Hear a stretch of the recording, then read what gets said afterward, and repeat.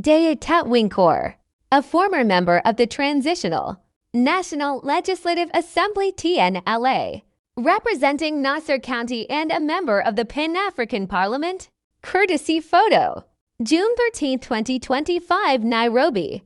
Hun, Dei Tut Weang Khor, a former member of the Transitional National Legislative Assembly TNLA, representing Nasir County and a member of the Pan-African Parliament, resigned from both roles on Wednesday, citing several reasons like the SSPDF and Ugandan Airforce bombing civilians in his constituency, and political repression and arbitrary arrests of opposition politicians, among others. I submit my resignation, where I have proudly represented the Republic of South Sudan. This is not an act of retreat, but a deliberate moral stance, a line I refuse to cross. He wrote in his resignation letter, "I was not selected and nominated to be a silent witness to atrocity. I was not sent to these august chambers to lend legitimacy to a government that bombs its people, criminalizes dissent, and turns the machinery of the state into a weapon of war against the innocent."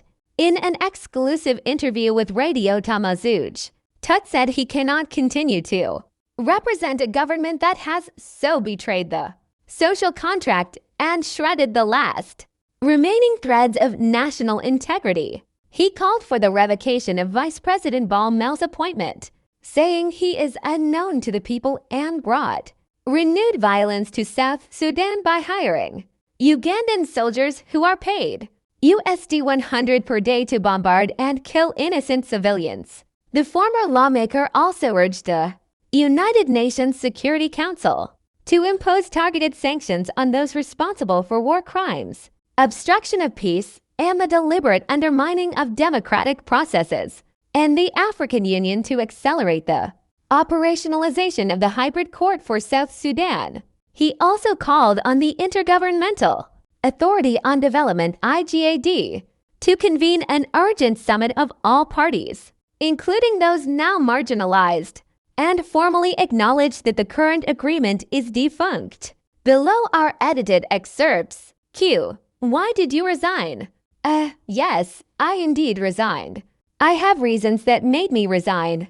My party is called United Democratic Republican Alliance UDRA, which is a member of the South Sudan Opposition Alliance SSOA.